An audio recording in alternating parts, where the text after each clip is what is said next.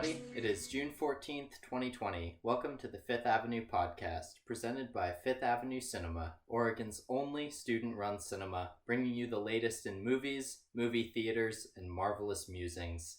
My name is Sam Schrader. I'm a 35mm projectionist, and this week I want to shout out my coworkers, Matt and Mac, who have graduated today, and also shout out me for graduating today.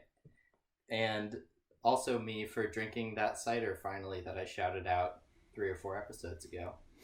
Man, gave himself 2 shout-outs. Gave himself 2 shout-outs. What are we doing here?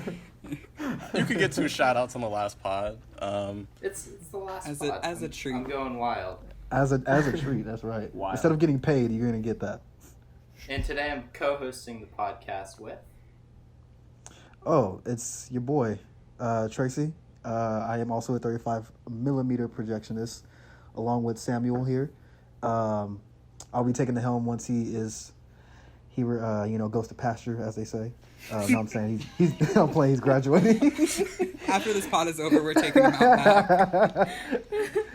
Like in America's Next Top Model. America's Next Top Model, where like it's the whole picture of all the models, and then they fade away the ones that get voted off. It's like that.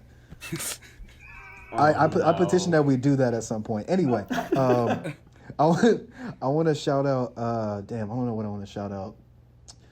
I want to shout out Angela Davis, Dr. Angela Davis, who has been doing like tireless work recently with rehashing a lot of her old takes and teachings on prison abolition and police abolition. People are going to her heavily right now because she is one person that has spoken about it loudly. And I also would say, instead of the random Instagram influencer with the pixie haircut on Instagram with the beautifully crafted graphic design slideshow about prison abolition and police abolition, I would rather you refer back to Dr. Angela Davis because she's gonna set a lot of the foundations for that right now. So yeah, I think I'll shout out Angela Davis, to be honest. Damn, that's a hard shout out to follow. You really got me on that one. Goddamn. I was thinking about it. I mean, I've been gone for 3 years. I had to come back. Tracy had to come back strong, lasting impression. Re-solidify his place. I guess I would like to shout out everyone doing abolition work. That was what I was planning on saying, but you really threw Angela Davis in front of me. So I'm going to say but I didn't talk about the people that are doing it outside of her, though. That is true. So shout out to everyone doing any type of abolitionist work. Additionally, abolition means not acting like a cop to each other. So that is not abolition if you just police other people's behavior in a way that is very similar to the policing of, black people, people of color, people who ain't doing shit but exist in the world. And I would like to give a second shout out to everyone who has wished me graduation flowers, etc., and all that good things, because I've received a good amount of those messages and the affection of gifts that prevent me from having to find gainful employment after graduating. So shout out to all y'all. Who are you? You never said. Everyone knows who I am. I'm Machiavelli. I'm the only other they, them on the podcast. Yeah, you know what it is. It's your boy. Oh, it's your them. It's them. It's your them. Damn. All right. It's Matt. Back for one last round of this. I'm gonna shout out all my coworkers. Holy shit, there's 7 of us total now. So all 6 of you guys. Y'all become like my family and confidants. So thank you for the best year of working that I could have asked for. So truly, you guys mean the world to me. Also, shout out to Sam and Mac. Y'all should be very proud of yourselves. We did it. We got the full diploma, the whole bachelor's thing. We got that little piece of paper that allegedly... Wait, did you get the piece of paper? Absolutely not. But theoretically, you can get that. He's like, wait, y'all got pieces of paper? Wait, it wasn't a joke? Y'all were actually attending classes in college? Wait, it wasn't a joke? There was actually a digital commencement? Sam pulled up to the rose garden. But yeah, shout out to all you guys. So that's what I got. That was mad sweet, my guy. That was. It's Maddie, no longer publicity coordinator, soon to be cinema coordinator. I just want to give a shout out specifically to the North Denver household that houses Matt and Mac, because like not being out and about with people and then just getting to like have that kind of family interaction for 2 hours every couple of weeks has been like solid maintaining of sanity. In general, seeing people has been like just really thankful to be able to do that and have gotten through this term. So shout out to y'all. Hearts. I agree. I'm always happy. I'm like, oh, holy shit, Maddie's over. All right, today got a little better. I mean, and I've also I was like, oh, I can't just say that's gay because that's the automatic response. But like, no, I'm gone after this. Hit me with it. Hey, but, if anyone's gonna say it, we would rather it be you. rather the fag. Well, I mean, you're fully qualified. Hey, you got all the gay credentials. Hey, me and Owen, we good. Y'all can say that, and we support you. No, I mean, we gotta get out of quarantine so I can regularly bring y'all baked goods, because like if it's every other week, that's not as often as I want to be baking. So I will waste away. Oh, and that's update though. I think on one of the podcasts that I wasn't here that I listened to, Maddie, you shouted me out for coming through for getting those baked goods you made for me. Update, they were fire. That was it. I'm glad. I gotta give you your stuff back though. No, this isn't really a shout out, but my mom called me twice while we were talking in my driveway. She's like, "How are you still talking to Tracy?" I'm like, "We can just talk." Aww. It's like, you standing in the driveway for 2 hours. I'm like, he got cookies. Maddie, when this pandemic thing is over, we should collaborate on a meal for everybody. Yes, that would be great. For sure. It has to be without meat, I'm sorry. No, dude, Nayeli, we got you. Like, Yeah, sounds good. It's My very mom's easy. vegetarian, so I've been cooking vegetarian for a hot minute. Hell yeah. I'm as well. So I'm gonna grill up some cauliflower in that cast iron skillet. Watch. Since I've become vegetarian, I don't think I've eaten cauliflower. That's probably a good idea. All about them beans, baby. All right, and this is Owen, the publicity coordinator now, I guess, taking over. Yeah, dude. And shout out to my dad for helping me refurbish a table that my uncle gave me. I didn't know how to do it at all, so nice. Thanks, Dad. Hey, that's real wholesome content right there. Yeah. Maybe you should come finish the table that I half sanded down last year and has still not changed in nearly a year. That's what it would have been without him, honestly. I'm gonna glare at Matt through the pod. Y'all can't see me, but I'm glaring at Matt because he took our dining room table and sanded half of it and was like, "Oh, it's fine. I'm about to get to it." I was like, "You gonna finish it today?" He was like, "Yeah, of course I am." And then his girlfriend came over for 2 days, and then a week went by where we didn't have a dining room table and it got rained on. I went, "You gonna finish that table or are you done with it?" He was like, "You can put it back inside." Yo, well, I don't know if you were doing a voice, but that sounded like Matt. See, there's very little to defend in this situation. I understand I am at fault, but I'd like it to be known there was 5 layers of paint that were over that, and so the sanding took a substantial amount of time, and my arms got tired. Oh no. It should only take me about 2 more hours. It's fine. Just hold on. I got it. Hey. But I painted the other pieces black. They look very nice. We don't even use that table. Nayeli, shout out. Hello, this is Nayeli, who soon to be the events coordinator, taking over Matt. Shout out to wait, give me a second. Let me find the name.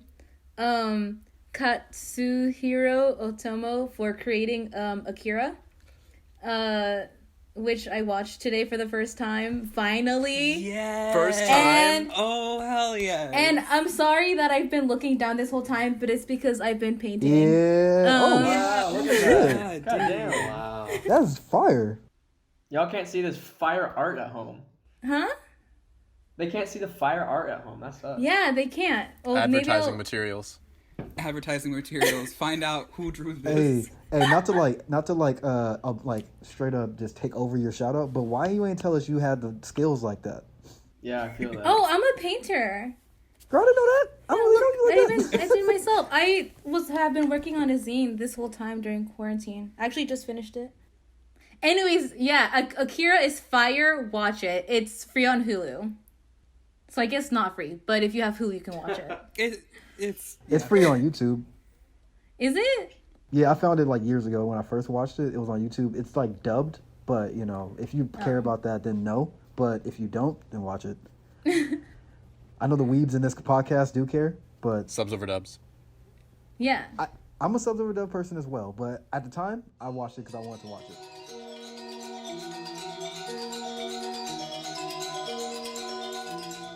All right, in today's episode, we will depart from our typical film-centered format in honor of those of us on staff who are going to graduate or have already graduated by today. We will be sharing stories about Fifth Avenue and our time spent working together. You dig it? Nelly, would you like to talk a little bit about how Fifth Ave was conceived? Right. So I don't have a ton of information, but as I mentioned to y'all earlier about my other job on campus, this time last year, more or less, I was still the general manager of PSPS, and I wanted to find old posters and everything, so I went on like an archival search, and I ended up finding these two photos on the PSPS like Facebook group, and it is about the person who started Fifth Ave, essentially. His name is Rubel. I don't actually know how to, Mark Rubel, I think. So, and he was in the film committee. He was the film committee coordinator in September 89. And the Fifth Avenue Cinema was already like a thing, but it wasn't like in use. It was up for sale. And so he worked hard to convince the school to buy it and become a cinema for students. And the reason why this was on the PSPS page is because he used to be a part of that group. So he was, back then it was called Pop Music Board. So he was in the film committee and in Pop Music Board. And then ended up essentially creating Fifth Ave. 89. That's when, I think it was actually bought in 1990. Yeah. And I think that's pretty cool. And as far as I know, with my conversations of our advisor, Angela, there's generally a couple of students who will be in multiple groups, me being one of them, also because, also side note, in fall, I'm also going to be a part of KPSU.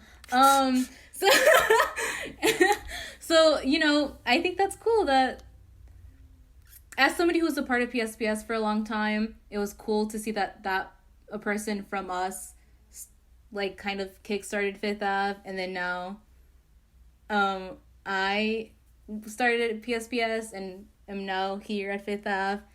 So I thought that was cool.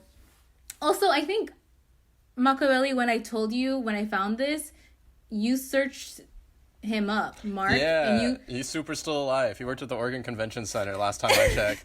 So like, Oh, really? He's super still alive. That's crazy. bro, alive. like when you bring up someone graduating like college in 1990, like you would like to assume they're still alive, but that's some numbers. Hey, that ain't that long ago. Hey, maybe No. it's just me thinking my mortality, because as we know, people of color have shorter lifespans. See, I mean, yeah, but like, It's like I'm not gonna dispute that because facts, but like, it's like smooth 30 years ago, but But yeah, and he was I like saw his LinkedIn and it was the same person. I was like, yeah, it's just you but older. That's wild. So shout out Mark Roybal, I guess, or Rubel. I don't know how to pronounce your name, but you seem like a cool guy. You put us in motion. He liked the image.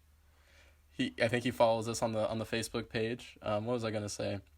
But yeah, during that time too, Fifth Ave worked like a little bit not a little bit, a lot differently than it does now, because now we operate significantly more like an art house cinema with like temporary hours on the weekends. But like at the time of it being purchased, it ran every day and had a lot more associated with it. Like there was professional staff and like student staff, and then there was also like classes about projection that was held in the booth as well. And the like cinema ran like every day, just like showing like movies. But slowly over time, I don't know what happened to like flip it to where it is now, but that definitely happened towards like that, like through the 90s it was like extremely prolific. And I think something happened when it became the bookstore for a little bit, that it kind of lost that like ability. And then we came back in like early 2000s in like a smaller, like in the current iteration, kind of a smaller staff operating on the weekends, because we have marketing materials that date back to 2004 in the booth that like has the programming since then. But like the 90s is kind of like the early part is like lost to time, kind of, because I haven't found anything in the booth that like connects to that time period. There's even like stuff from the 60s, from when the film committee was just like the film committee, and we were screening things in Lincoln Theater, or not Lincoln Theater, in Lincoln Hall, and like that is super publicized like throughout the 60s and 70s. And we have like materials that like show our shipping logs and like our purchase orders and like our advertising from then. But like the 90s to like 2004 is like something I could never find documentation for. Do you think it got cleaned out or something, like a big clean in the booth, or everything just got like like a mass exodus or something? So students are notorious for not actually archiving things. I mean, that's something that Sure. Sorry to bring PSPS into this, but they've been around since the 60s, and like there's very minimal stuff to be found about them. And also including like other student operated services, like people are not good at keeping track of stuff. I wonder if it's because like the temporality of the position, where like people are usually there for like 4 or 3 years, something like that. So it's like they don't really see the future in it sometimes. I know, like, I can already tell that's not the case with us. Like when we were up and running, there was so many like past Fifth Ave members that would come through and check out the space and see like if this is still here, or that's right there, and stuff like that. And what surprised the hell out of me when I first got hired, I'm like, who is that person? Why are they in the booth with me?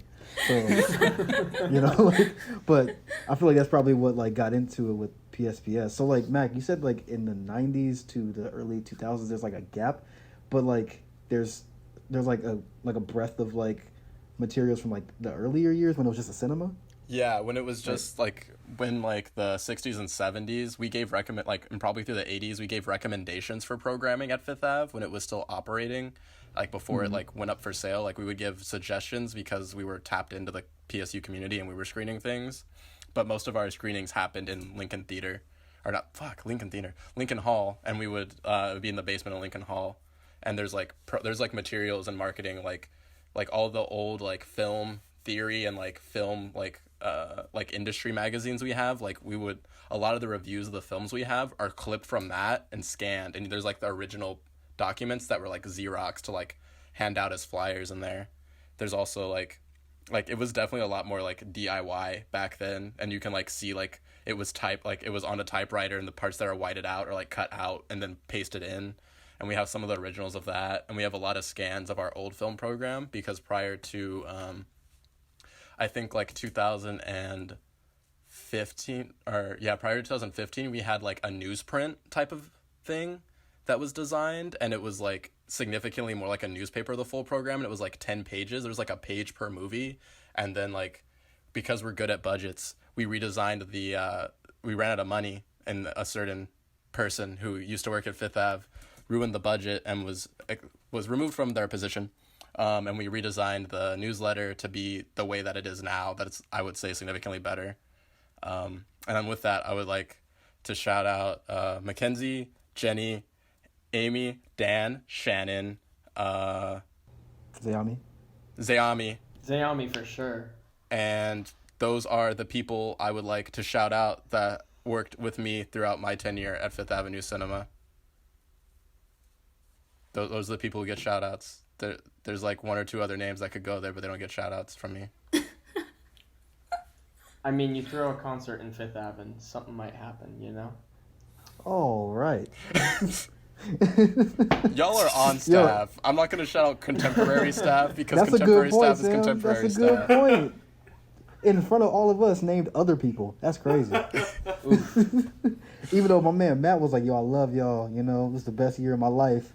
Mac was like, "Anyway, I remember when Fifth Ave was great." I gotta shout out I gotta flex my tenure. I've been here for 4 years. I am the institutional memory. Fair.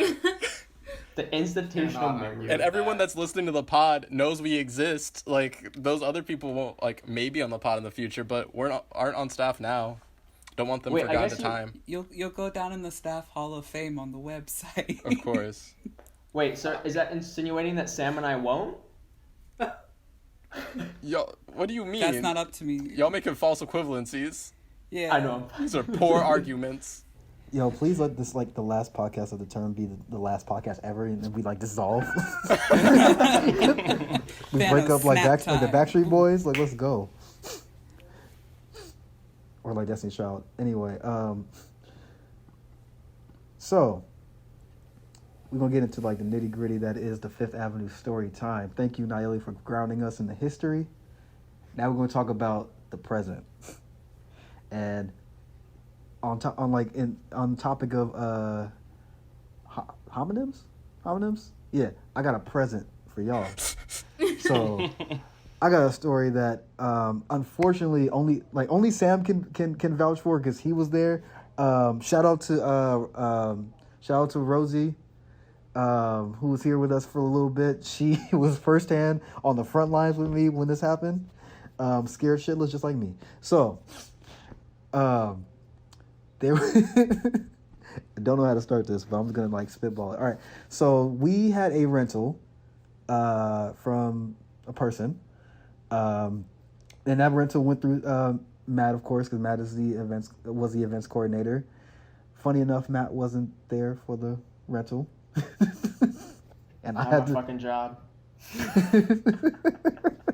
Anyway, it was like, you know, a very normal type of like rental, you know, movie showing, boom, boom, boom, cool. We were screening the luscious and beautifully crafted film Rubber on 35 millimeter, programmed by the Maddie Wu, and on staff that night it was me and Rosie working the concessions. Sam was, I'm getting to you, Sam. Damn, Sam was in the booth projecting the film, you know, doing what he does, and it went off like a normal night should. You know, people came up for Rubber. People were slowly filing in for the rental. It took a while because the guy that was renting wasn't there yet. But once he arrived, more people started filing in. Actors, people that worked on the film, family of actors on the film and stuff like that. It was actually really like popping in like the lobby. And I remember there was a guy that walked in who, from what I could discern, didn't have a relation to anybody. He just kind of just walked in, sat on the couch, and he kind of just sat there. And I was like, whatever. A lot of people were just filing in. I mean, it's a movie. Who doesn't love movies, And I saw the person that was renting from us go over and introduce himself. He is the one that's coordinating the event, and introduce himself to the guy. The guy didn't really respond. And, he kind of, the person that was renting from us kind of went on his way. And later on, as the crowd of people got larger and larger, it was now time for the film to start. So the person that was renting, the renter, was following everyone to the second theater. My man that was sitting on the couch kind of just sat there still. And then he got up. And then he came over to us, and I was like, "Hey, what's up?" And he was asking me for a ticket for the movie, and I was like, "Oh, which one?" And he kind of just looked at me, and I'm like, "Okay." I was like, "Are you going to see Rubber or the title of the Renters project?" And he just said yes, and I was like, "All right, okay." Yes. I was like, you know what? It might, there might be something like a barrier here. Let me try this differently. And I was like, "Are you going to see the film that everyone else is like walking to right now?" And he says, "Yes, of course." I'm like, boom. And he was trying to pay me. I was like, "Oh no, that's free. You're good." popcorn's free and everything. He's like, thank you. Grabs popcorn, he makes it on his way. So all these people leave, get into the theater. It's finally silence in the lobby like me and Rosie wanted. Rosie's hammering through a book right next to me. I'm like trying to do homework, but most likely I'm probably on Instagram. And then suddenly the fire alarm rings off. Loud as hell. Like blaringly loud with the little light that comes along with it. And me and Rosie both jump, to see. I was in the process of making some popcorn, but it wasn't popping yet. So I'm like, am I burning it? Like, it happens. That probably is the thing. Kernels haven't even popped yet. I'm like, that's not it. What the hell's going on? And before I can even ground myself in my surroundings, the man that I just talked about is running through the theater, through the lobby, while being chased by the person that's renting it, and all I hear is he's like, he fucking peed in the trash can. And I'm like, what? I'm like, what are you talking about? He's like, he fucking peed in the trash can and pulled the fire alarm. I was like, but what is the correlation between the two? Rosie's freaking out. I'm like trying to figure out what the scenario, what's going on. Lord knows if Sam knows what's going on at this point. While we're trying to while the renter's trying to ascertain the guy, I missed him and he slips away from my vision while other people that are part of the renting party are telling me what am I going to do about it, asking me what I'm going to do about it. I'm like, fam, we don't have any training on this. Like, I don't know what to do. This is unprecedented, like COVID. Yeah, exactly. But like with pee. So like, and they were like telling me like, yo, turn the alarm off. I was like, I wish I could. Like, I don't know how. and I was like, yo, give me the story. I'm like, give me Cliff Notes. What's going on? And they were like, he pulled the fire alarm. I'm like, that much I know. But like, why and what happened? And while this is happening, the audience that came in to see Rubber is starting to file out of the theater themselves. And I told the guys that I was speaking to, part of the renter party, hold on a sec, I need to get my coworker Sam. I don't think he knows what's going on. Run into the booth. Sam is wrapping up the film that was not finished yet, but he had to finish the reel. Yeah. No. I just turned the projectors off. I closed the dowsers and just shut it all down because I thought there was a fucking fire. Exactly. And I couldn't I bet Sam couldn't even tell you what I told him. It sounded like Courage the Cowardly Dog telling like Miriam what's going on. I was like, and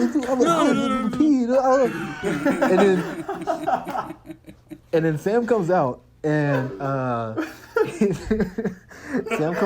and then everyone and their mother is in the lobby, and it's like everyone's chattering, we're trying to figure out what's going on.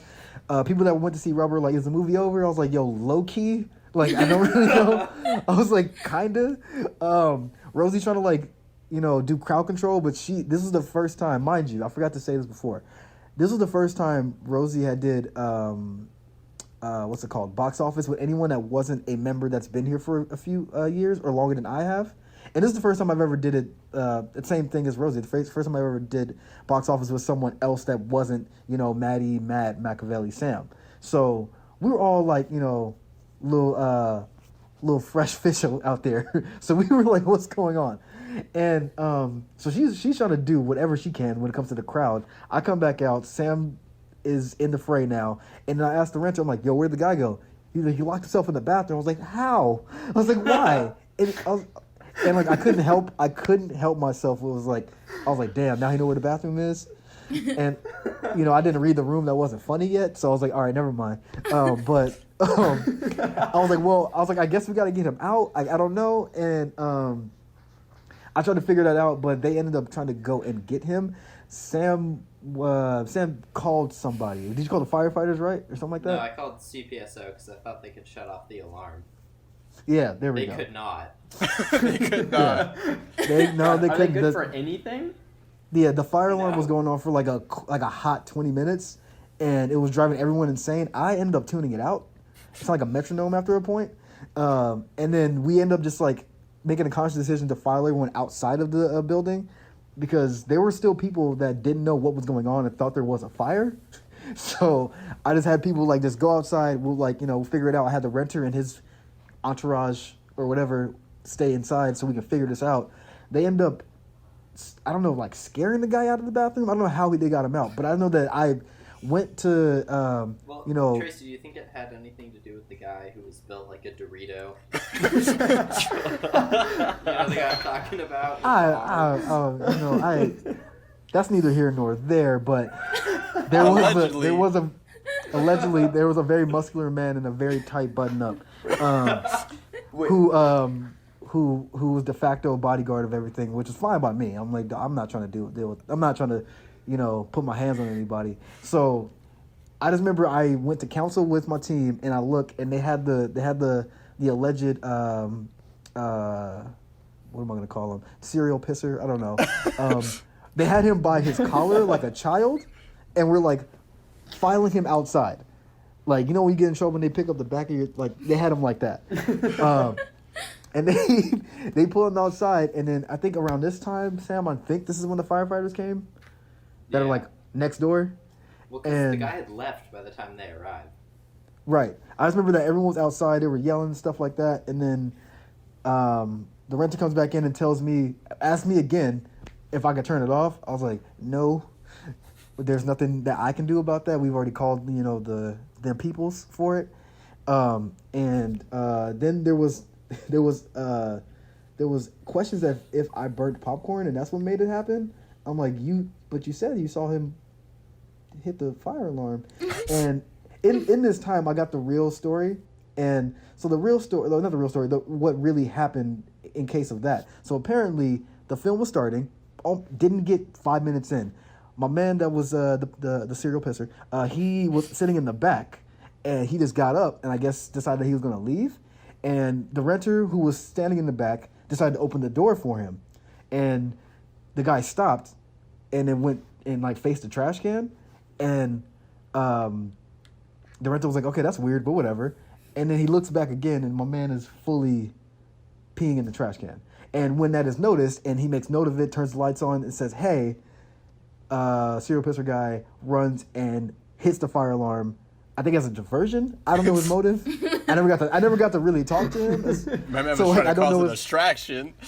Yeah, he was smoke bomb.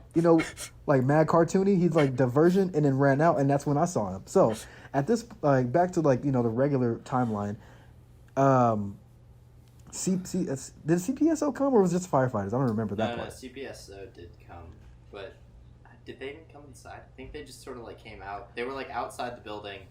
The rental told them what happened. They were like, oh yeah, we know that guy, and then left. Yeah. So, shout out to our people in blue or green, wherever the hell. I don't know. The boys in anyway, khaki.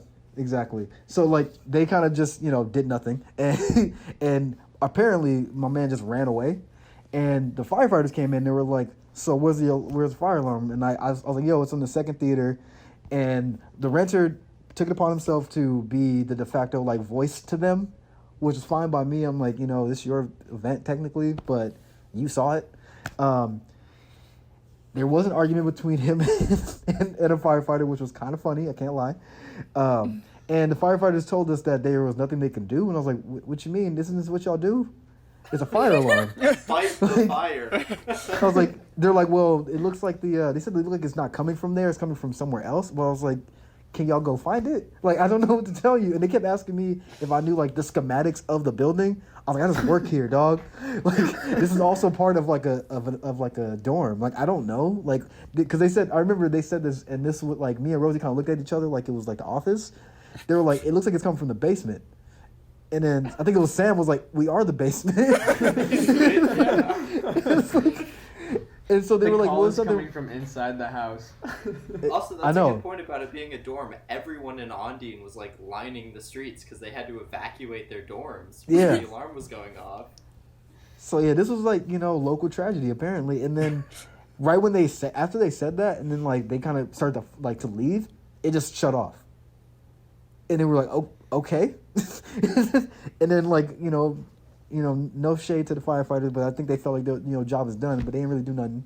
But you didn't do anything. Looking I'm like saying, and tuxedo then mask. They left, and then we tried to figure out what to do with the rest of our night. So we had the renter come back in, and we were like, you know what? You had your time, I think, slated from 7 to 9 or something like that, or 7 to 8, something like that. And it was about like 8:30 or something around this time. And we were like, you know what? Just finish out your showing. Don't worry about it. All the people that are still here, because some people left, you know, get them back in. We're gonna have popcorn popping. It's all good. So he did that. We had some people come back for rubber, and then there was a second crowd of people for rubber that had no idea what was going on. No clue. There was also a group of young men that me and Rosie had to like literally beg to leave, that just came in, sat in the lobby, and while the alarm was going off and people were freaking out, and just sat there. And they're like, "Hey, is the popcorn right?" Yeah, they wanted popcorn. And they're like, "Is the popcorn be ready?" I'm like, that's not really what I'm worried about right now. I was like, can you not hear what's going on? Priorities. I was like, if y'all can wait, I guess. Like, there might be some. Do y'all want to buy some M&Ms? Like, I don't know what to tell you. So, yeah. And the night went off, I guess, without a hitch. I don't know. With one pretty big hitch. Yeah. one pretty. We got back in the swing of things. He got our renter got his showing. People loved it. Lovely.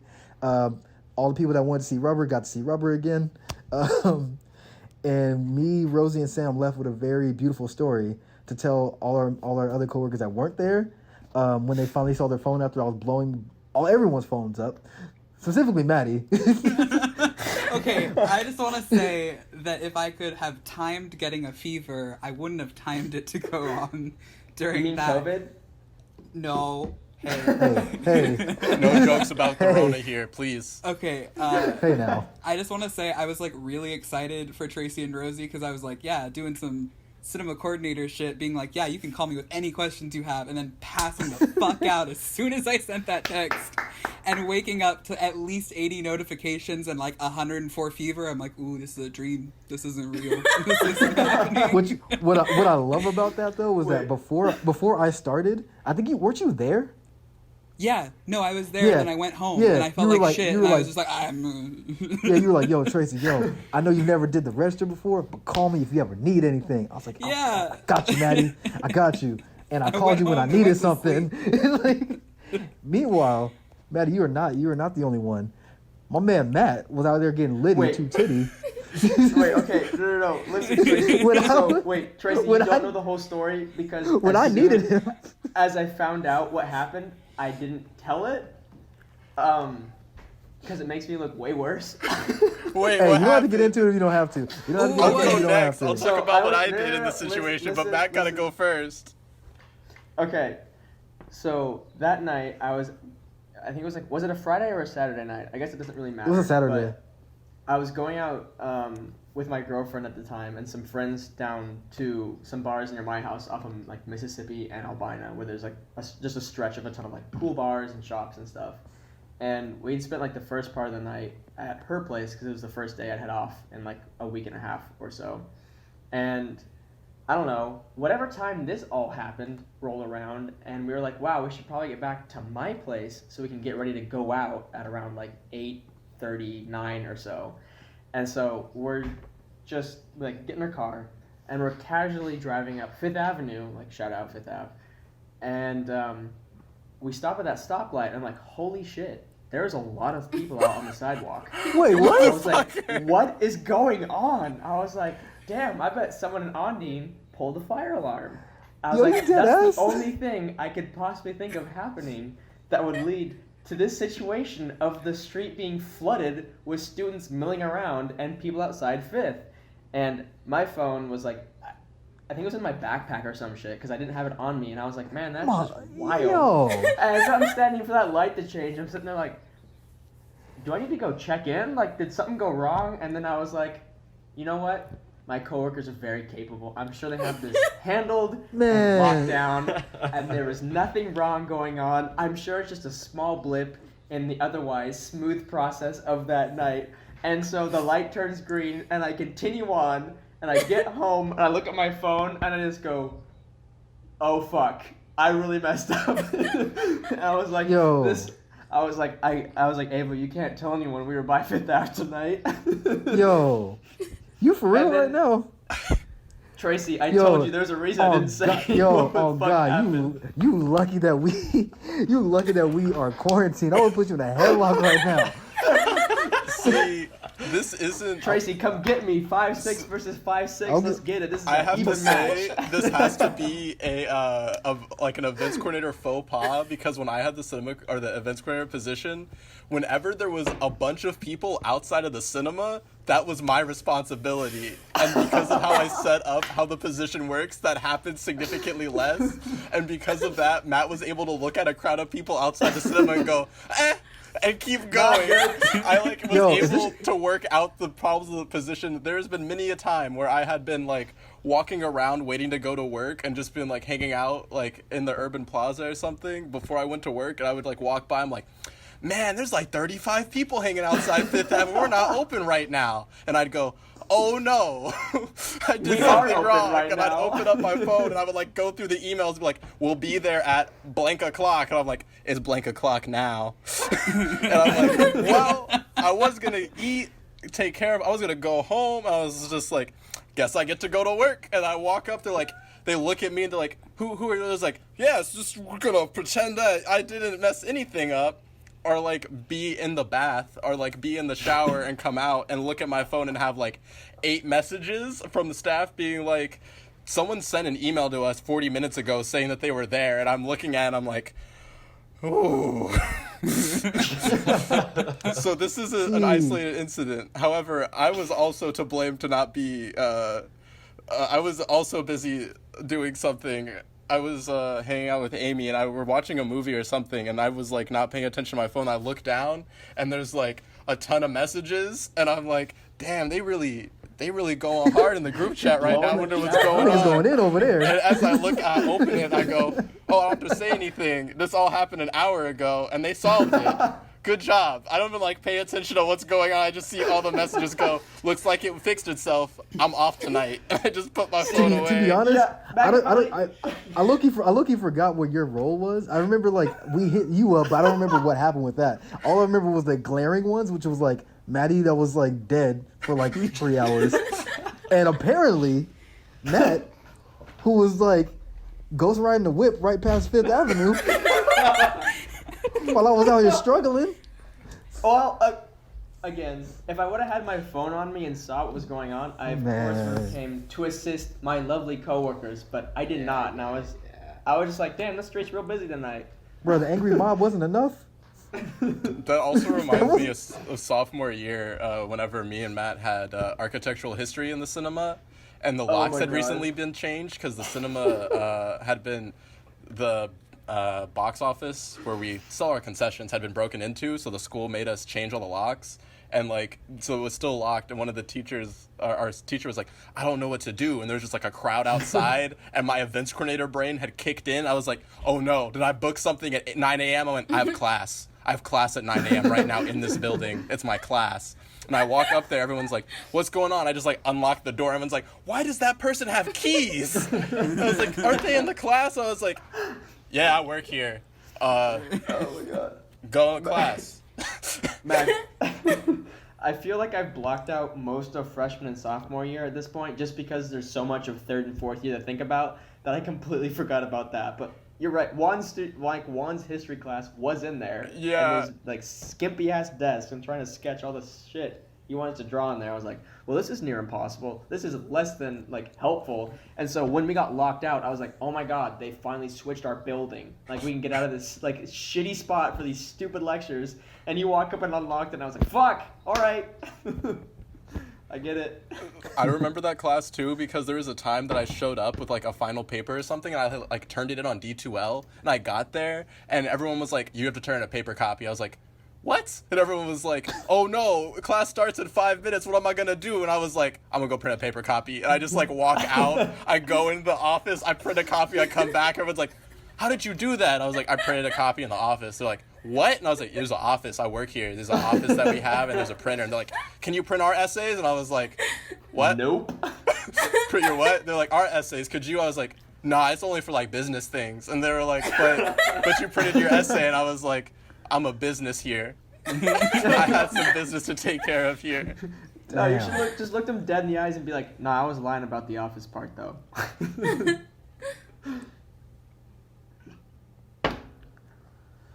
Oh, Matt. Yikes, man.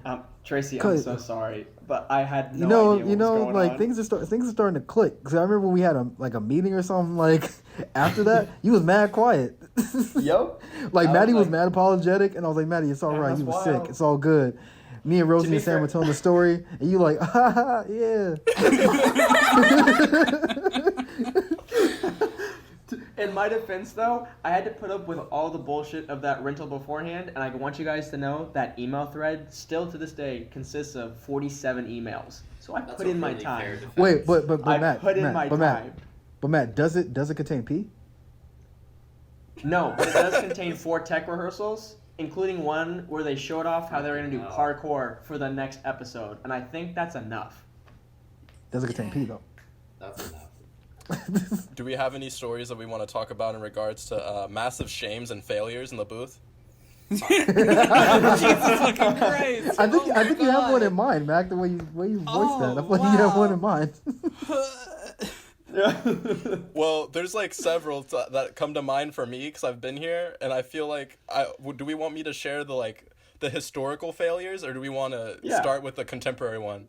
Why don't you share a couple historical failures Yeah. to like make it seem like I'm not the only one, and So- then I'll share my great shame. Because I personally, I'm 100% in the booth.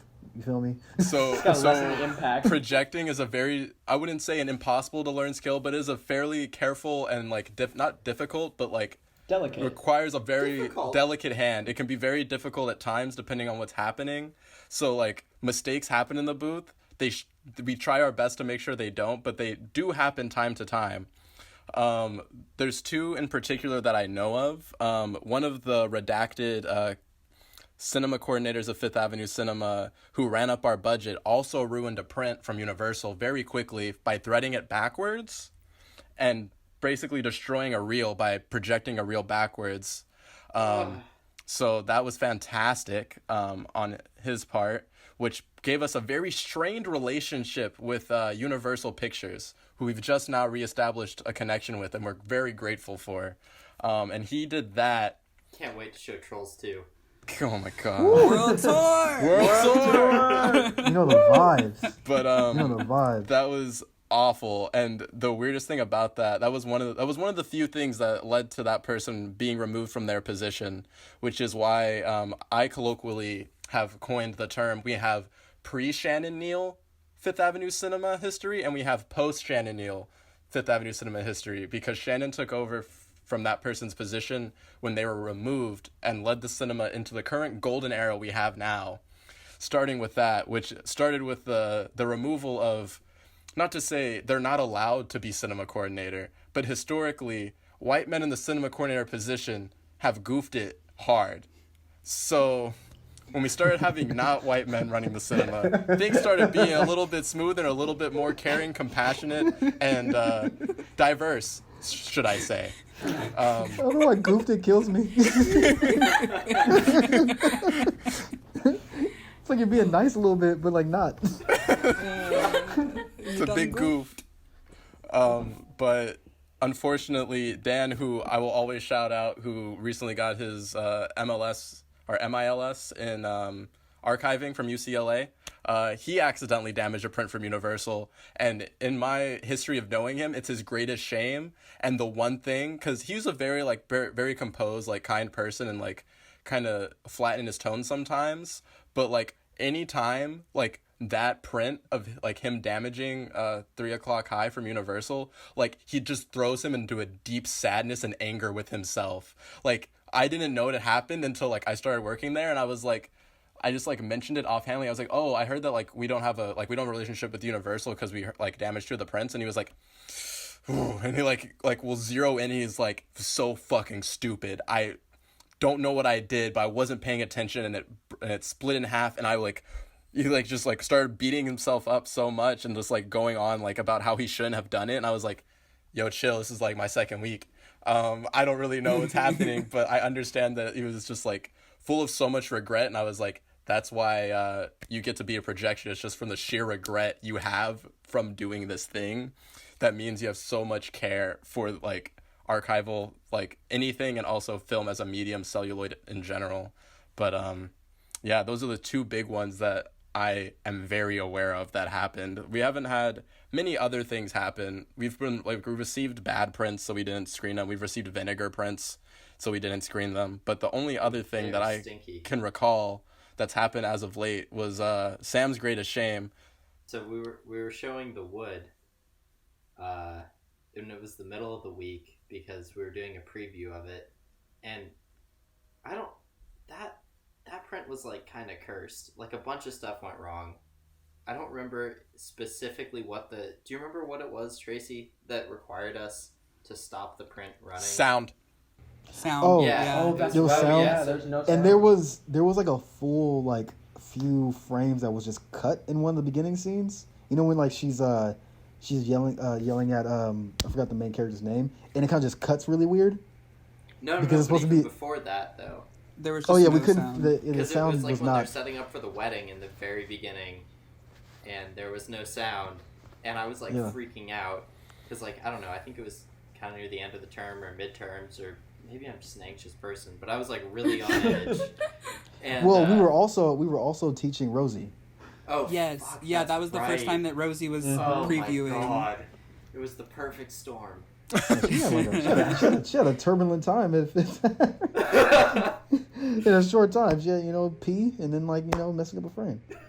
And so there was no sound, and so I was like panicking trying to figure it out, and I figured there's something wrong with it, so I stopped the film from running, but in my like cluttered, chaotic mind, I don't close the dowser to the lamp, so the film like gets slower and slower and slower, and then stops on one frame being projected, and then I look out of the booth at the screen as the frame just melts before my eyes. I can Like just remember yelling with Machiavelli, and they were like, "Close Yep. the dowser." Close the dowser.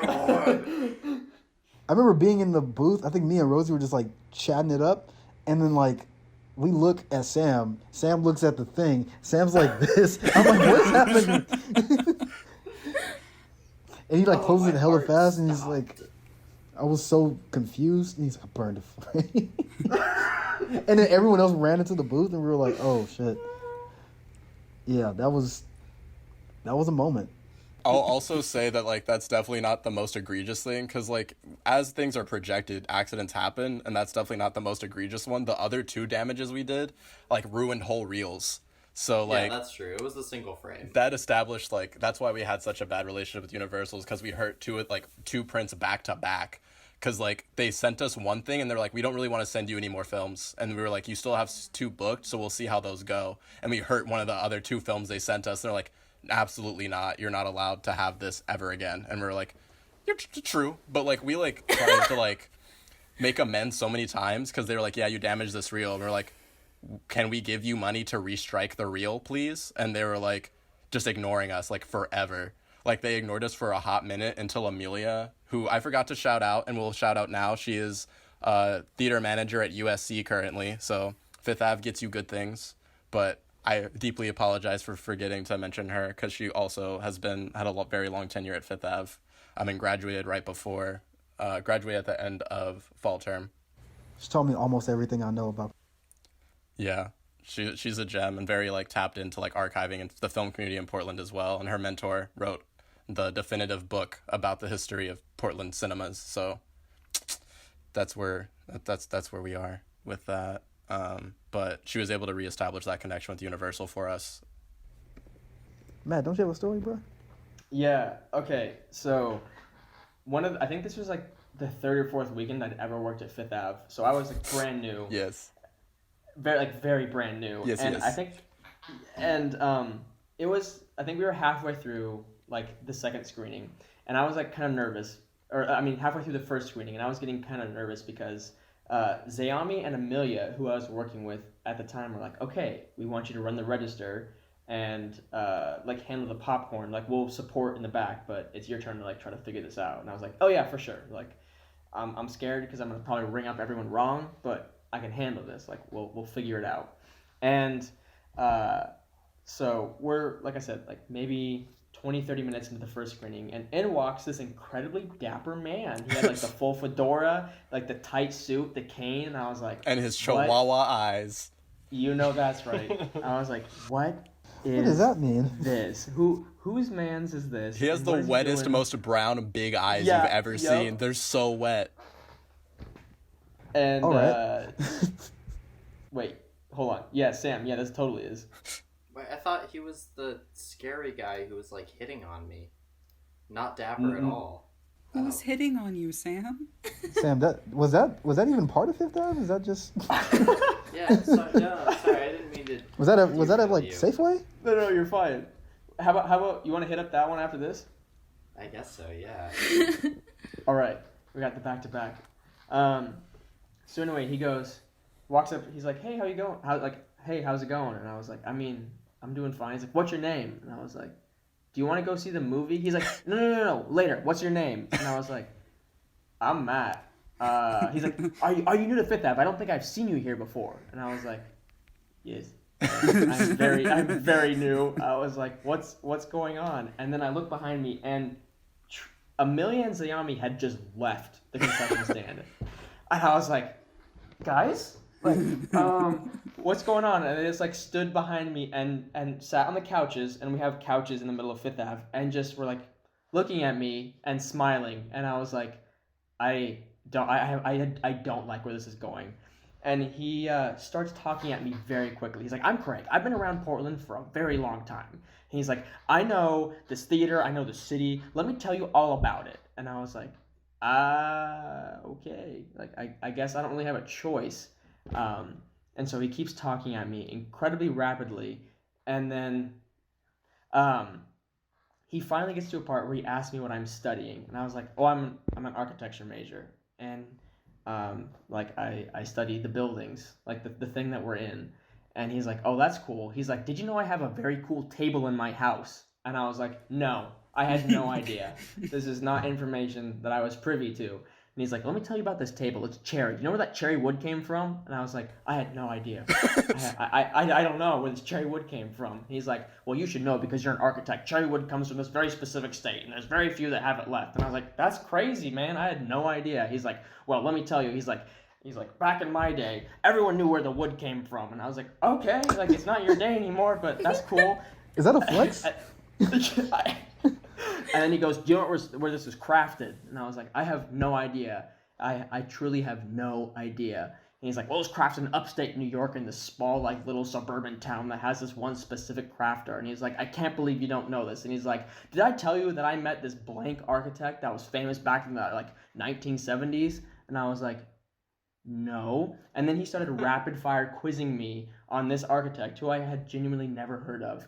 And I looked at my watch, and we'd been talking for 45 minutes, and I was desperately trying to leave this conversation as I was getting more and more anxious because blank, Nayala, you got this, had started talking. So we had the concession stand, right? And he started talking to me standing about three or 4 feet away from the concession stand table, and during the course of the 45 minutes we'd been talking, had crept up on the table to the point where he was like leaning over it and talking to me, like, I don't know, maybe 6 inches from my face as I'm watching this man, like, throw words at me, and I'm sitting back there like I'm getting hit by a machine gun, like, jerking back and forth as I'm getting quizzed on these terrifying things. And I finally, I was like, "Craig, you gotta give me a sec." And I texted Zayami and Amelia, and I was like, "Can you guys please help me? It's been nearly an hour of this, and I'm shaking. I've sweated through my shirt. I don't know what is happening to me. This man is, like, attacking me verbally in a way that I've never experienced." And they just look at me and smile and text back, "Welcome to Fifth Ave." And I was like, "Man, you guys are absolutely no help." So there you go. Did that man even want to watch a movie? He does. Nope, he left right after. He has his so a lot of the other people that, like, come in a lot that are like that, depending on who they are, like, especially, like, our elderly clientele, they're on a very fixed income, and they'll be very sure to tell us about how fixed of an income they are. They're like, "So it was either come see the movie or eat." And I'm like, "Whoa, bro, you can't really put that on me." Yeah. So they'll, like, come in and tell us, they're like, "I really want to see this movie, but I can't afford it right now, but I wanted to say hi." And I'm always like, "Hello." Also, he gave me a handwritten business card because, Ooh. as I mentioned, Always. Vintage. this cherry table seemed to be the centerpiece of this entire conversation. And he's like, I thoroughly expect you to call so you can come see this table at my house. And I was like, if I do that, I will no longer be alive. So I'm good. Yo, like, not to defend my G, but like that sounds like a cool table the way you're talking it up. Like, I would have loved to see it. Tracy, you know what? I still have his business card. The business At card's my still house. taped up in the. You can go No, and I'm visit, good. and you can tell me all about that table. No, I've seen that movie before. I'm good. I'm That's crazy cool. because that's what I thought. He could have went just to tell us about it. Sam, would you like to recount a tale with someone that we had that used to come in quite frequently for a period and kind of like got a redemption arc? I think you might be the only other person that was working when he came in though, so you're gonna have to help me out a little bit. Oh, for sure. I've either forgotten or repressed some of the details. Yeah, okay, for sure. So this guy came in back when Amelia was still working, and I think it was one of my first ever shifts in the box office, and it was me and Mac and Amelia, and for whatever reason, with her being like this good Samaritan, she was helping him with like dating advice because he was being like way too sherry about like this girl that he was talking to, and so she was like helping him with like dating advice because she was like, text. because you're a woman, right? And she was like, yes, Yeah, I am. exactly. And like, well, is this good? And she was just like, I'm in love with her. Like, she's so great, and like telling us all about her. I'm like, bro, I don't know you. And Amelia was just being so nice because that's just how she is with people. And I was just like, I'm not talking to him, bro. I'm good. He was like, I work for Portland Public Schools, Portland Parks and Rec, maybe the CIA, like all this like dubious information about his past, but like he seemed pretty knowledgeable too, so he was like kind of interesting to talk to, and there wasn't a whole lot else to do other than I think that was the night that you sat me down and showed me the entire Lil Wayne deposition video. Oh yes, it was. Is that something that I think I would recall? Yes. Is that something you think you would recall? No. Just He's not gonna. He's not gonna save you. Who are you talking to? Me. It's not a threat. Man. But so anyway, he and I got like started talking, and it was something to pass the time, and he had some interesting stuff to say, but he was like really like very sherry to a point where it was kind of like you've already blown past any like worker customer boundaries we might have had. And like by the end of the night he was talking about like his past coming to Fifth Ave, because apparently he came to Fifth Ave a lot too. Yeah, I've never seen him low-key. Yeah, well, I think wasn't some of it like before it became like PSU's? Probably, yeah, because he talked a lot, I think, about him going to school too, which was weird, and like told us a lot about his family. He also claimed to be an alumni. Yeah, and he started. But it was never had the card. Yeah, it was weird because he like would talk like about. I think he talked about Chuck Palahniuk once because he was like a writer and he like was feeling like lots of regret about his past. I think, and that was weird. And he started talking about Gus Van Sant and would like talk about how like he got like would like allude to like being someone who like helped Gus Van Sant become Gus Van Sant in a way, which is different than how Walt Curtis said Gus Van Sant became Gus Van Sant. But shout out Walt Curtis. He was it was just always super weird, and after a while like after that one time, like the next few times he was coming in definitely like very intoxicated. Yeah. And I think either the first time or like one of the immediate subsequent times he like came in and he was coming in to watch Newsroom. That's how you know it was early on in my Fifth Ave career, because we were showing Newsroom and he's like talking about how much he loves this movie and how he like saw it when it came out, but he never went to see it. He just stayed in the lobby the whole time talking to us. And then at the end of the night, like when we were going to like close up and shut down, he was still around. So like I left the theater with him and he was like, hey, let me like buy you a drink at the Cheerful Tortoise. Like, you seem like a cool guy. And I was like, oh yeah, that sounds cool. Maybe some other time. I gotta go meet my partner at work. Because that was back when Abigail still worked at Regal too. Also dating myself. But Oh my god, it was so weird though. I was just like, dude, like, I'm not gonna get a drink with you. Like, no, yeah. At best, this is like a friendly thing, and at worst, I'm gonna be like dead in the morning. like the slight correction, it was Network 1976, not Newsroom. Oh yeah, thank you. Sorry, Newsroom. But that was weird because I think he would also ask for Zayami a lot too. Like whenever he'd come, he'd be like, "Is Zayami here?" And I'd be like, "No," when he wasn't. And then if Zayami was there, I'd be like, "I don't know, maybe." Because Zayami would humor him a lot and talk to him, but at a certain point, we're just like, "We don't like this." At a point though, he like came in and apologized. And like Loki, that's why I was like mentioning the redemption arcs. He came in, he was like, he said something like alluding to all of that, and like kind of apologized and like walked off into the distance. Yeah, he took popcorn and left. That was the only time I ever saw him. I'm like, is this the story, man? And you're like, I guess it is. I don't think I've ever seen this person before, but I always heard the tales. I feel like I've seen almost every other colorful character that we get, but except for that person. Yeah, like, shout out to my man, I forgot his name, that always gets vitamin-enriched Reese's. Vitamin-enriched Reese's. Shout out to Russ. Love that guy. PSU Film Committee alumni, if y'all aren't aware. Yeah, right. Yeah, I forgot he's an OG. He's speaking the truth. Everyone be watching stuff on their 4-inch screens. Movies are No, I dead. remember when I had like one of my first like little box office things, he like was mad geeked that I was a film student because there wasn't that many other than Sam and like Amelia. And I was like, I'm a film major. He's like, oh, you're a film major. Well, you know, I started one of the PSU Film Committee. And, like, he gave me the whole history lesson. I was like, this is dope, my G, but there's like 6 people behind you. I'm like, I would love to hear about this another time. But, you know, brotherhood. Love that. Russ is sometimes out of pocket. I'm just going to leave it as that.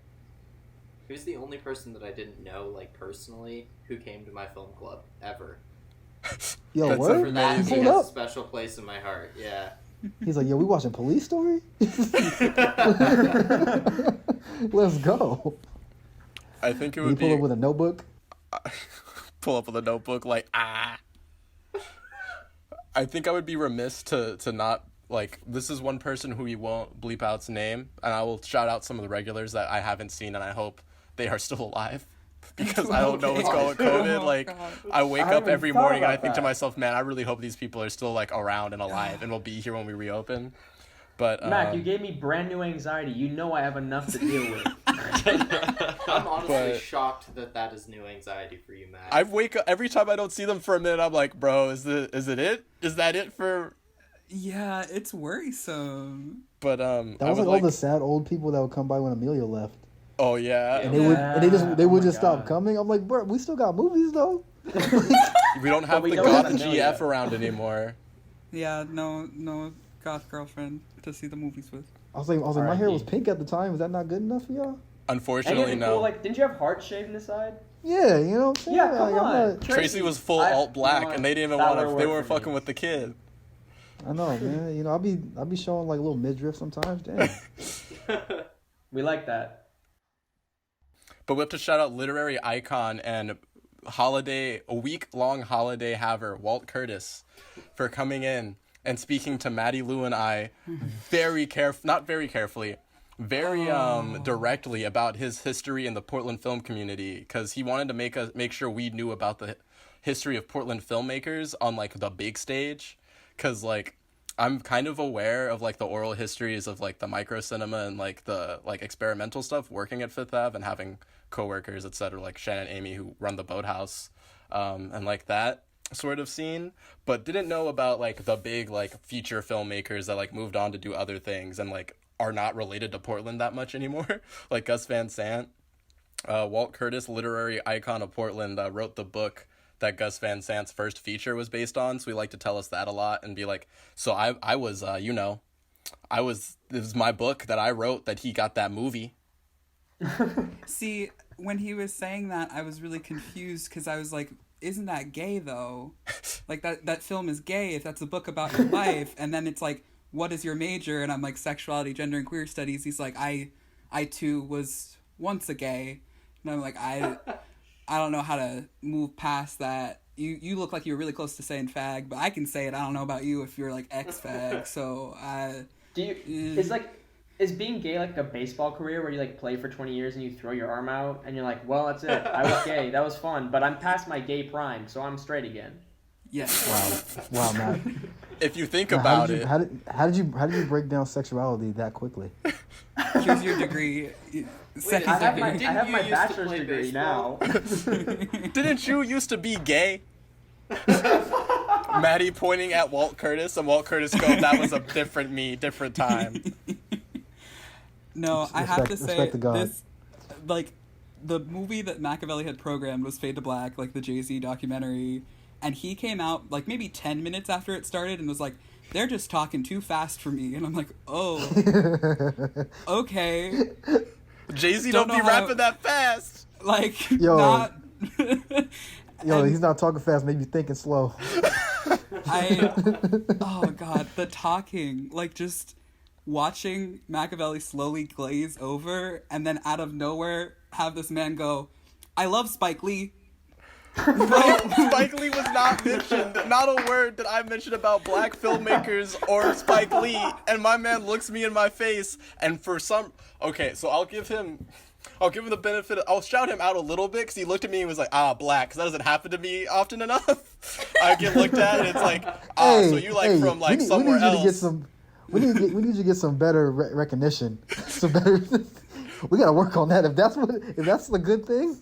That's the his like, optics are mad bad, because the one thing he did, he looked at me and was like, that person's black. I was like, wow, I never get that usually. I'm really happy you see me. I feel seen for some reason. Usually it's like someone speaks any language at me that isn't English, and I'm like, nah, bro, I can say nigga. I don't know. I can't. I don't. Wait, he sees you and he hears you.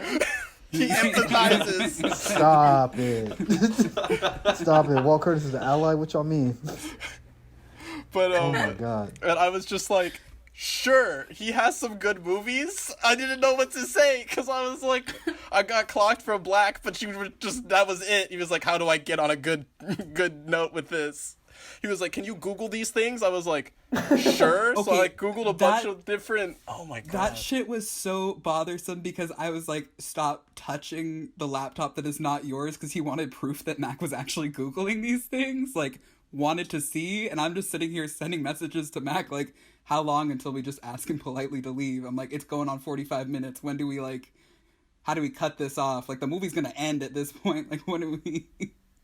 He mentioned the movie he's in, which I think is called The Peckerwood Poet or something. Let me make sure I got that right. Beautiful. I hope Beautiful. so. Are you Oh my actually God. Googling it, Mac? I want to see your screen and make sure. I feel like it's not The Peckerwood Poet. I feel like I'm going a little too hard. That's like, I like to I make think white that was people like you uncomfortable. just So shooting barbs at him. That sounds like an epithet, man. That's a Peckerwood Poet. Putting out my bio.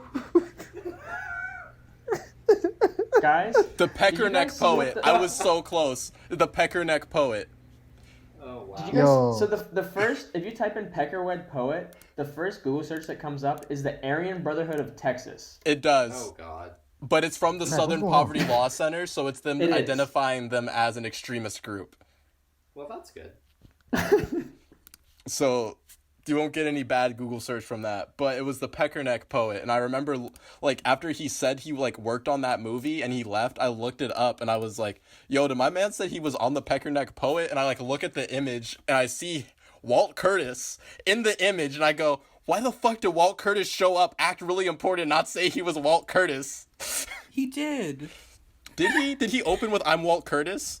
Yes, and I went, I don't know who that is. That's true. He was like, "It's me, Walt Curtis, Portland literary icon," and we were like, "Sure." He's like, pay Well, homage, kiss the all I ring. can remember is like he was in a very eclectic outfit and had a lot of shit, and I like everything was going on, and I was just like, "Oh, you just want to talk?" Because like he talked for a while before going into the movie, and was like, "I'm not sure if I'm gonna stick around," and I'm like, "Oh, he'll be back," and then he was back for like a solid 45 minutes talking, and I was just like, "Who is this man?" And looking up, and it's like, he has a week-long holiday for himself in Portland.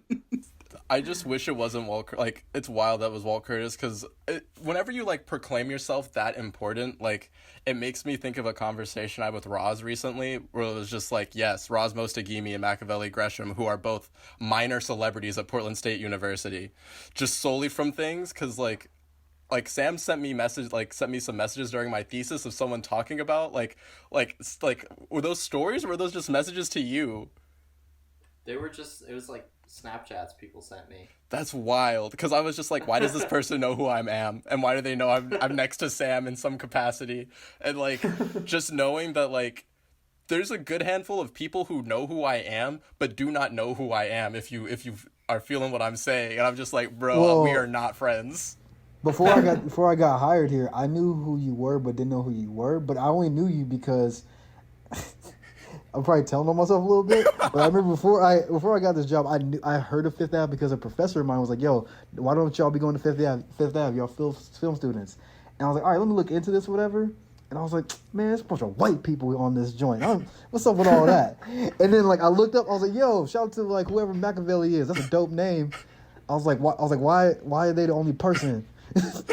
And then when the universe shifted and I actually applied for this, I was like, oh wait, this is the Machiavelli I saw on like the website. This is no shade to, like, the past members, but at the time I still kind of am. I was a very bitter film student, so I was like, yo, what's up with all these white folks on the Fifth Ave, man? And then I was also, like, butthurt that no one was a film student aside from, like, I think Amy and Shannon at the time. It might have been like, Mackenzie, yeah. I remember during that time, probably you looked at it like, why is Fifth Avenue Cinema a bunch of, at the time, white women and one black person? And, yes. And later on it became white women, some white theys, and a black they. But it was still like, why is this what's happening? But then now we're here. I remember being like, yo, I was like, why my G over here? He don't even study film. What's up with that, man? I was real like film curious about it. I don't know why. I had nothing against Fifth Ave. I was just petty. And then I, like, obviously I went once. Everyone was nice. And then I got the job and I'm like, oh wait, yo, I banged with y'all. You know what I'm saying? And then now we brown it up real quick. With conversations, you change hearts and change minds. Well, I mean, I would say it's a 1-for-1. Machiavelli's leaving, and now I'm here. That's what I said when we hired you. I was like, let's go. Who's taking over? Okay, one quick question though. Who's taking over the Irish spot of this? Because I feel like we're losing. I've been to Ireland. Hey, y'all hear something? Y'all hear something? I think hear it's nothing. Fucking around. Must be the wind. Oh, and you better get that 23andMe test, and it comes back like 2% Irish. I swear to God. It just says 98% potato. My middle name is McGraw, but this is the first you're hearing it. Wow. That's fair. My last name before those fucking Americans at Ellis Island made us change it was Okara. So. Okara, wow, that's actually really I cool. still need Matt. I need you to change your last name back. Please change your last name back. Hey, that'd be hard. Yo, Matt, and say like, yo, think about cutting this out. You don't have to, but think about it. Matt, change your last name and then say, yo, Carl's my slave name. Oh, please don't keep that in the pod. Please cut that. Oh, that's amazing. Oh, fuck. I'm sorry. So on that note, as we move to wrap up, I would like to shout out some of our regulars. I would like to shout out John, Jim, Troy, Stefano, Yes. Spaceman, Barry, and one of the regulars lives down the street around the corner from me and Matt, and I see him in his garden and I don't know his name, but we see each other and we're like, what up? We're like, yep, you out here, you still alive, you're killing it. And then we keep going on our walk to the bluff. Which one is it? It's an older Asian man with white hair and the circle glasses. Yep. Yeah. That guy. He's so He's nice. so sweet, man. He was so sad when Rubber had to end because of the P gate. Whenever Machiavelli takes me for a walk to the bluffs, we see him sometimes. Oh man, I miss that. They be putting the collar on you too. Oh, Tracy, come on, you know what's up. Yeah. Also, shout out to Helen, who took the 38 bus with me every Friday when I was going out to Lake Oswego for therapy. Fire. Because she got really mad when I didn't remember her name, and she's like, "You work at Fifth Avenue." I'm like, "I do," and she's Wait, like, "What's my name?" Which one's Helen? Is she the shorter, old, Yeah. white woman Yes. with the purple Yeah. jacket? Yeah. Yeah. I never that knew big her old name 4 windbreaker? years. Now I know it. Shout out Helen. Yeah, honestly. You never Yeah. told me your name ever, so there's no reason I remembered it. And she was real mad when we said we couldn't show the one child rule or whatever. Oh yeah, One Child Oh, Nation. yeah. yeah. She was like, "But remember why that. is it on the program?" We were Yeah. like, and Maddie Oh my was like, God, "We changed it yeah. on that. We changed it on social media," and she was like, "I don't be on social media." Oh, yeah, okay. She was resentful. I have to say to everyone listening to this, Owen is doing a great job as publicity. Fucking keep up online. Like, we don't have anything in print right now because we're working remotely. That's the thing that I've Newsletter been will thinking be about back. Assume that because they're like listening to the podcast, Maddie. that's the thing I've been thinking about too though, because like Mac was like wondering if how people are. I bet they don't know that we're not there because they went by the programs. They don't check their emails. Yeah, No, I like- have low chance like we're gonna show up and they're not gonna remember you or me, Tracy, because we've been there, and Nayeli and Owen will be new and they're like, "Who the fuck are these people? Where are the rest of them?" And it's like, Where's the die. curly haired one? The one that wears Where's the the Spike Lee makeup one? that I thought was a man.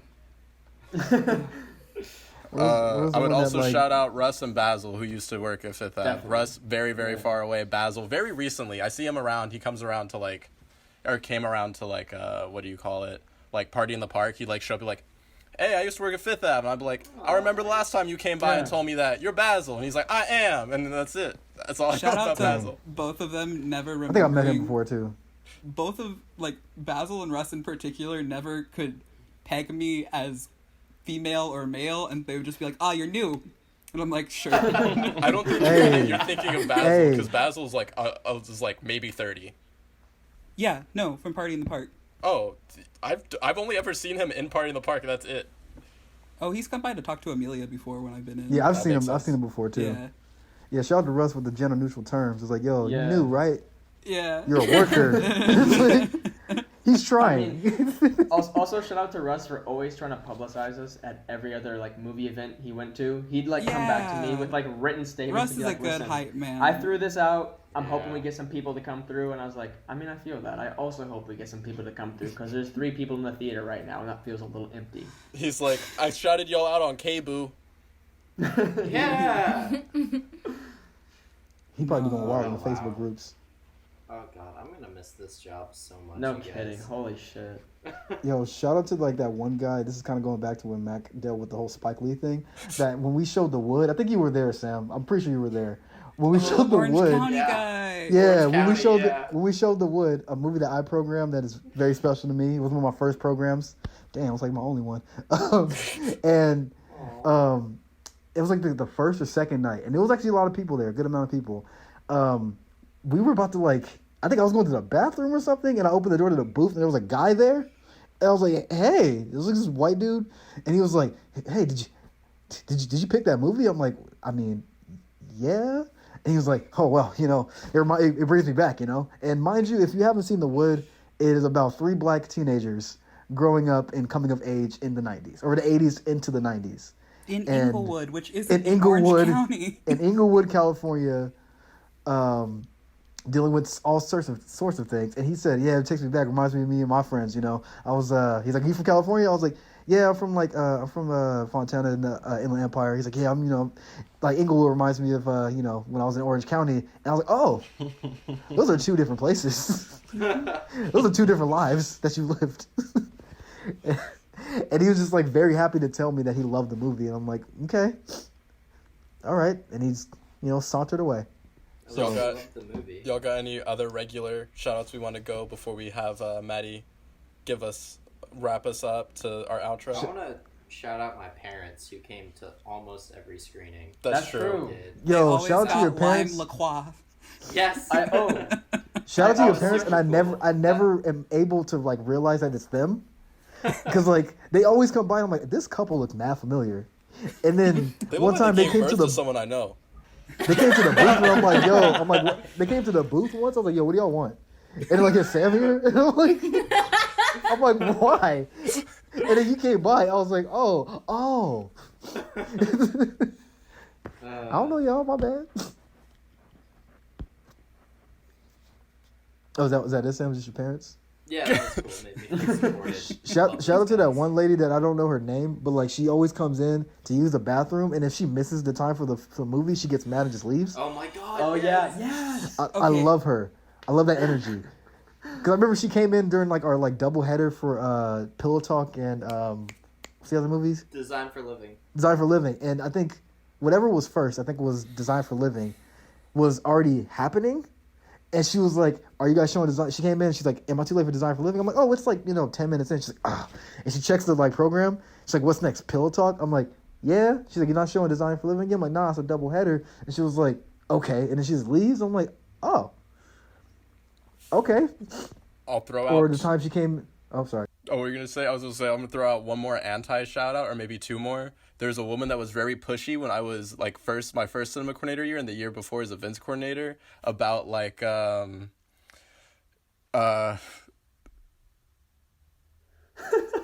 just the content of our 16mm programming, because like we like sent out an email, we gave multiple warnings about the content was gonna have explicit like adult quote unquote another word pornography, because it's very important to 16mm as a medium, and how it like affected like culture in that way. And like multiple times we like gave warning, it's in there.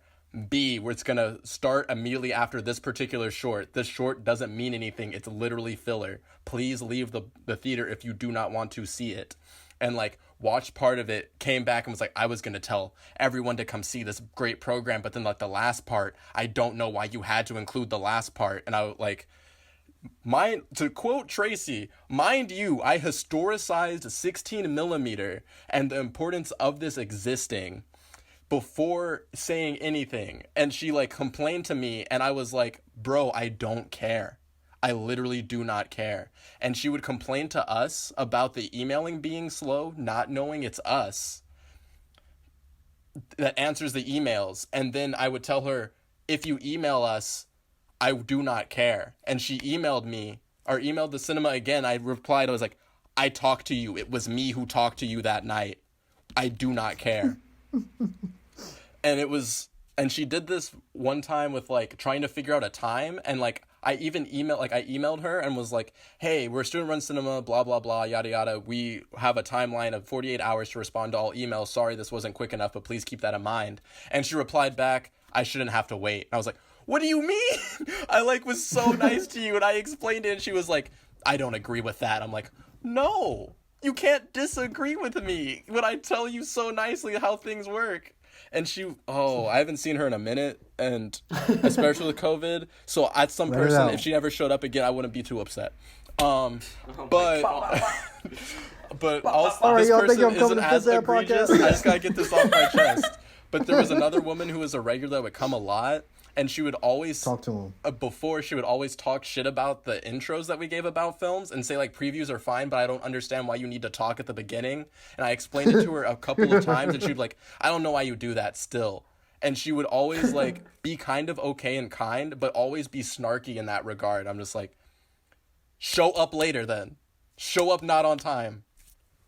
That's it. That's all I gotta say. All that is in the pod. Quote me.